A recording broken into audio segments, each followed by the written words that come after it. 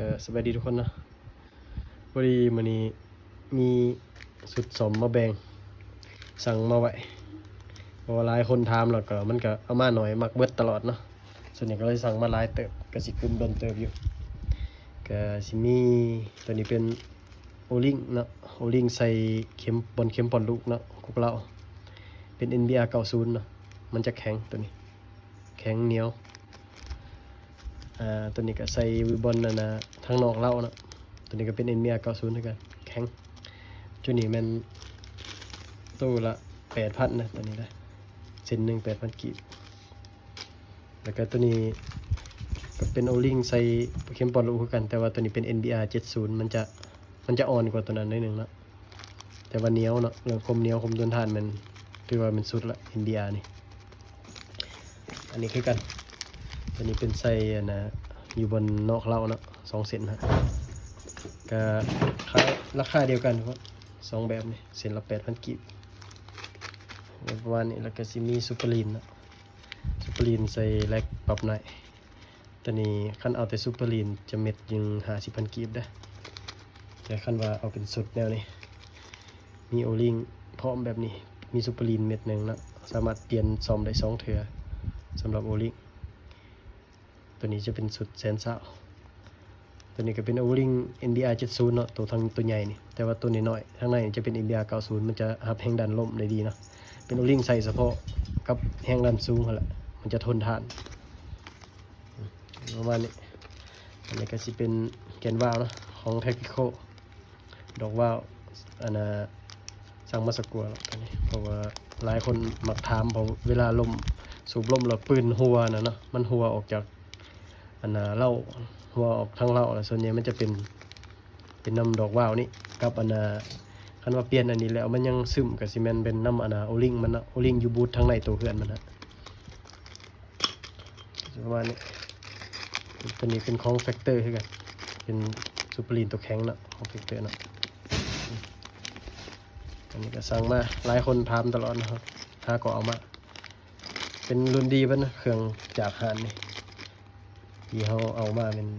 ที่ว่าเป็นเกรดดีสุดแล้วครับ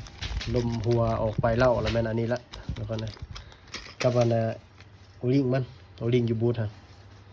ส่วนโอลิงยูบูทตัวคอนเฟกเตอร์นี่มีนะทุกคนเป็นตัวนี้ NBR เป็น NBR 70นะตัวนี้สำหรับบูทคอนเฟกเตอร์แต่ว่าของเทติโคบูมีของเทติโคมีแต่ดอกว่าวสิส่วนใหญ่เปลี่ยนดอกว่าวมันก็อยู่แล้ว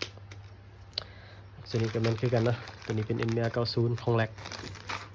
ตัวเป็นธงใหญ่เลยสั่งมาหลายสมควรแล้วก็เกียรติวัดทุกคนเกียรติวัดไวมาเกียรติวัดไวมาโอ้โฟกัส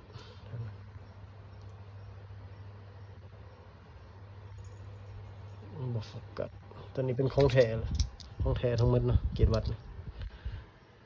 ไวมาของแท้เลยโมเมนต์ตุกกอบประมาณนี้นะทุกคนนะตัวของแท้มันจะเป็นประมาณนี้มันจะใส่ทนกว่าตัวของก๊อปปี้ก็จะเห็นมามันก็มีหลายแบบเลยว่านะทั้งนอกคือกันแต่ว่าการใช้งานมันบ่คือกัน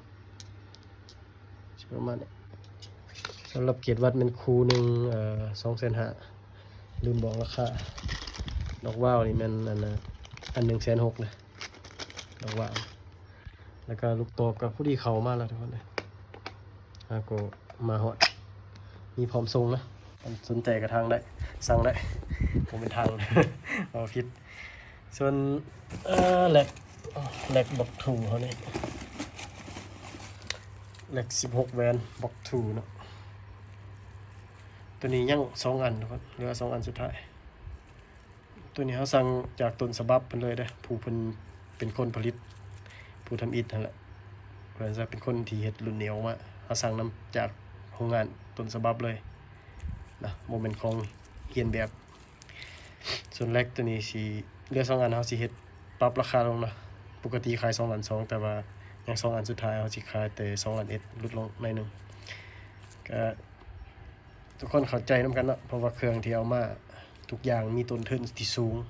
นับแต่ค่าสั่งค่าขนส่งอย่างต่างๆเนาะก่อนสิมาฮอดมันก็สูงเฮ็ดให้เครื่องเวลาเขาขายอยู่ลาวมันก็สิสูงกว่าอยู่เวียดหน่อยนึงบวกกับความเสี่ยงแล้วค ความเสี่ยงเวลาเอามาเฮาบ่ฮู้ว่ามันสิฮอดหรือบ่ฮอดมันสิเสียหรือมันสิแนวใดก็หวังว่าทุกคนสิเข้าใจนำกันเนาะส่วนเบอร์ติดต่อเดี๋ยวสิขึ้นไว้ให้ทางข้างนะก็สิประมาณนี้ขอบใจทุกคนที่เข้ามาติดตาม